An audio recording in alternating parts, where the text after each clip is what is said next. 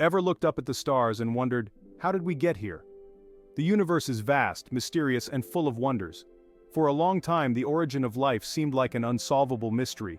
But science loves a good challenge. A team at Origins in Munich, Germany, thinks they might have cracked the code with a molecule you might have heard of, RNA.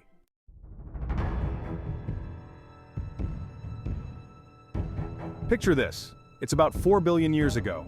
The Earth is a wild, untamed place. Scientists believe life began in water, perhaps in shallow tide pools or volcanic hot springs. These pools were rich in organic molecules, the building blocks of life. But these molecules were extremely fragile, breaking down as quickly as they formed. To understand how life emerged, we need to delve into the world of RNA, a molecule that can store information and catalyze chemical reactions.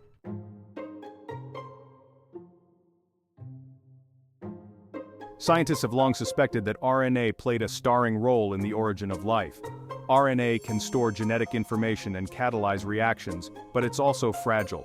The team at Origins recreated the conditions of the early Earth in their lab to see if they could stabilize RNA. They aimed to make RNA more stable and less likely to fall apart.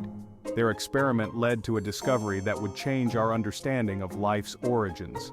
And it all started with a simple but elegant experiment.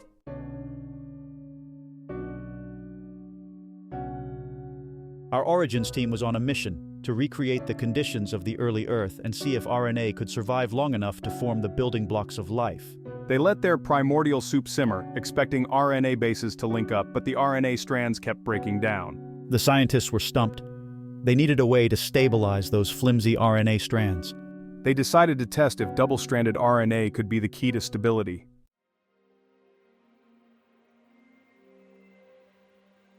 The scientists knew that double-stranded RNA was more stable than single-stranded RNA. They added a few short, pre-formed double strands of RNA to their primordial soup. The free-floating RNA bases started pairing up with the pre-formed double strands, creating longer and more stable RNA. This was a major breakthrough, making RNA more resistant to hydrolysis.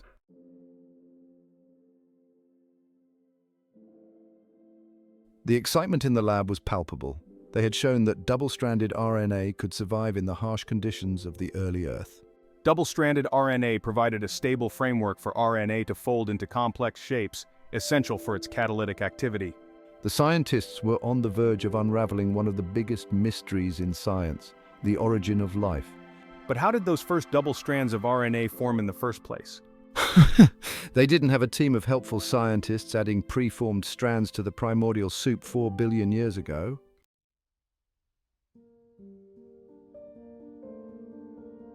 The scientists had shown that double-stranded RNA was more stable, but how did those first double strands form without help? It was a chicken and egg problem. They needed double-stranded RNA to get things going, but how do you get double-stranded RNA without double-stranded RNA? They knew that in living cells, double-stranded RNA forms when a single strand acts as a template. Could something similar have happened in the primordial soup?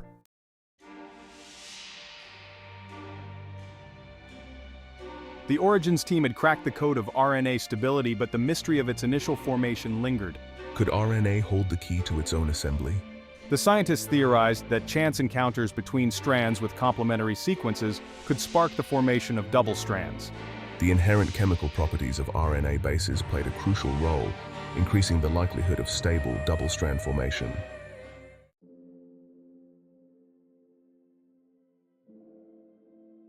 The team designed experiments to test their hypothesis, synthesizing short RNA strands with complementary sequences.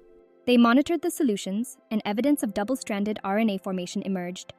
The team was ecstatic. They had witnessed the spontaneous formation of double-stranded RNA. The implications were profound. RNA could potentially replicate itself, driving the evolution of early life forms.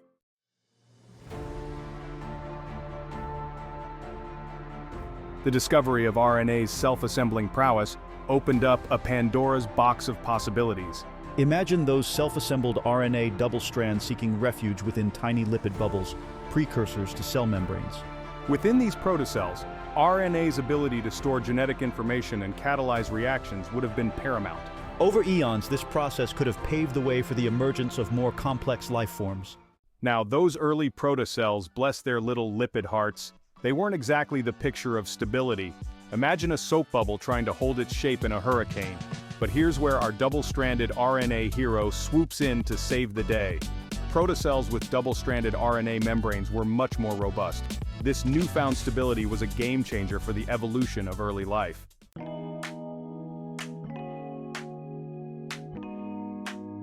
Now don't get the wrong idea. Merging wasn't always a bad thing for those protocells. Sometimes a little mingling of genetic material could be beneficial. Think of it like trading recipes with your neighbor. You might just discover a new culinary masterpiece. Protocells with double-stranded RNA membranes could still merge, but it was a more controlled process. They could choose their dance partners, so to speak, selecting which protocells to merge with based on their genetic potential. This delicate balance between merging and maintaining individuality was crucial for the evolution of early life. It allowed for both the spread of beneficial mutations and the preservation of diversity, creating a dynamic and ever-evolving primordial soup. Over countless generations, this process of merging, emerging, and evolving would have given rise to increasingly sophisticated protocells, their RNA contents becoming more complex, their membranes more robust, their strategies for survival more refined. The story of RNA's role in the origin of life is a testament to the power of simple molecules to self-organize and create complexity. From fragile single strands in the primordial soup to robust double helices driving early evolution, RNA played a starring role in life's emergence. And the story doesn't end there. While DNA took over as the primary genetic carrier, RNA remains essential in all living cells today.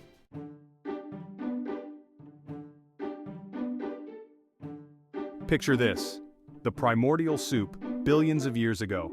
RNA strands bumping into each other like a microscopic singles bar. Fundamental forces of chemistry drive these interactions. Complementary base pairs, A with U and G with C, the ultimate matchmakers in this molecular dating game. When two strands with the right sequence collide, boom, they form a stable double-stranded structure.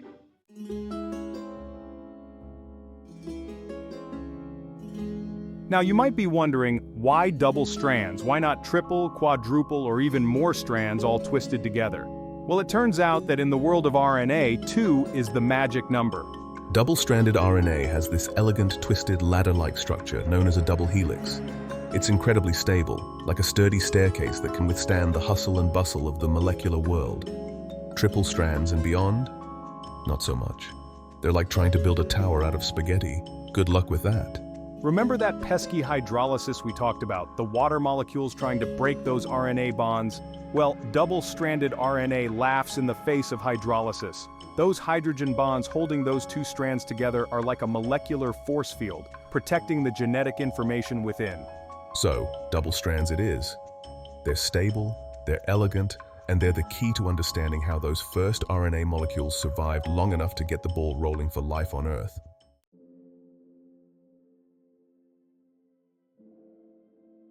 The Origins team watched their experiment unfold with bated breath.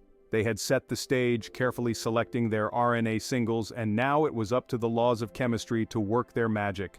And wouldn't you know it, those RNA strands did not disappoint. As time went on, they saw the concentration of double-stranded RNA steadily increasing, like watching a love story unfold on a molecular scale. Those single strands were finding their perfect matches, pairing up and forming those stable double helix structures. It was a beautiful thing to behold, this spontaneous self-assembly of genetic material. It went against everything we thought we knew about the fragility of RNA. Instead of breaking down, it was building up, creating something new and more complex from simpler parts.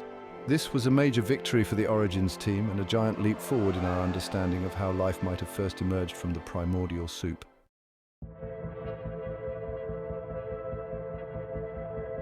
Section 4, from short and sweet to long and strong, the growth of early RNA. Now, those initial double-stranded RNA molecules were still pretty short, just a few base pairs long. But here's the thing about double-stranded RNA, it's not just content to stay small. It's got big dreams, molecularly speaking. Remember those free-floating RNA bases still swirling around in the primordial soup? Well, they couldn't resist the allure of a stable double helix. They were drawn to those double-stranded regions, attaching themselves to the ends and making the strands longer and longer. And guess what? The longer those double strands got, the more stable they became.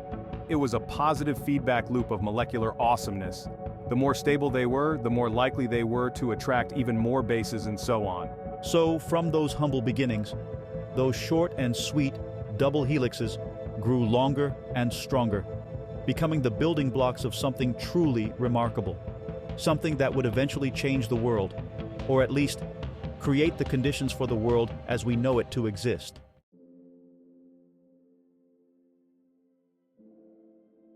Section 1.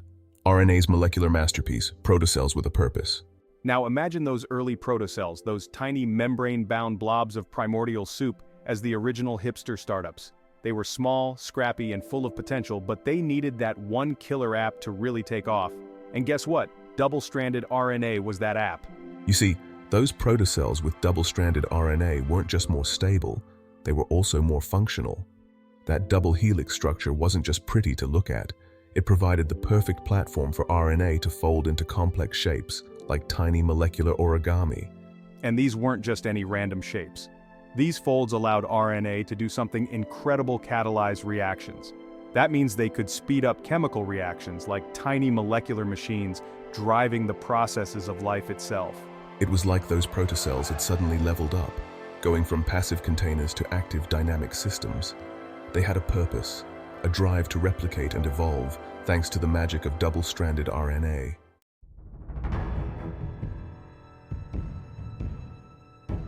Section 2, the survival of the fittest, protocells, evolution in overdrive. Now, with all these protocells buzzing around, each with their unique set of RNA instructions, the stage was set for the greatest show on Earth, or at least in the primordial soup, evolution. Remember those replication errors we talked about? Those little glitches in the copying process? Well, in the grand scheme of things, those glitches were a good thing.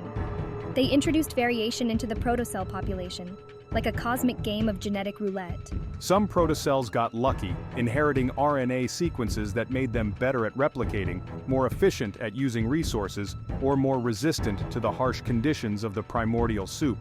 These protocells thrived, multiplying and passing on their successful traits to their offspring. Others, not so much.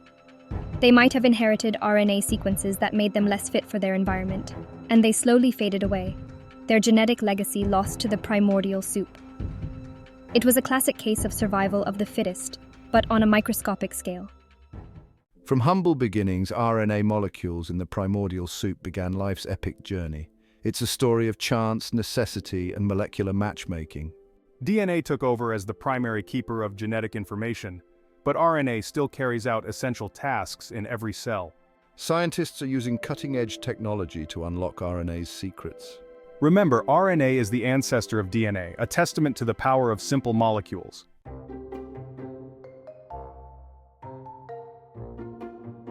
We've journeyed back billions of years, explored the primordial soup, and witnessed RNA's remarkable abilities. It's been a wild ride, right? Our journey leaves us with more questions than answers. RNA could have been the key to kickstarting life on Earth. Its ability to store genetic information and catalyze reactions is astonishing. But RNA's story isn't just about the past, it's also about the present and the future.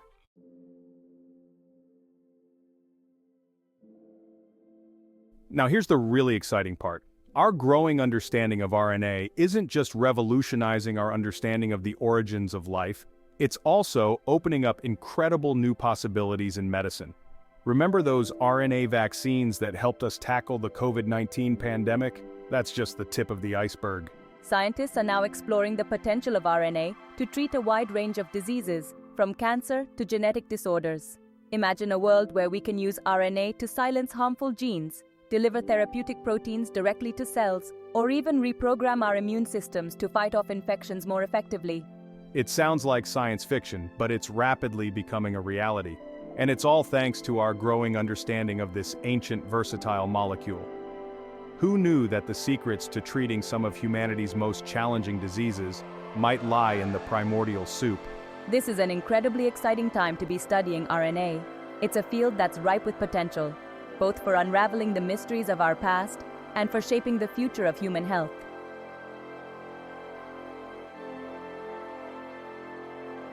Now let's step back and consider the bigger picture. We've explored RNA's journey on Earth, but what about the rest of the universe?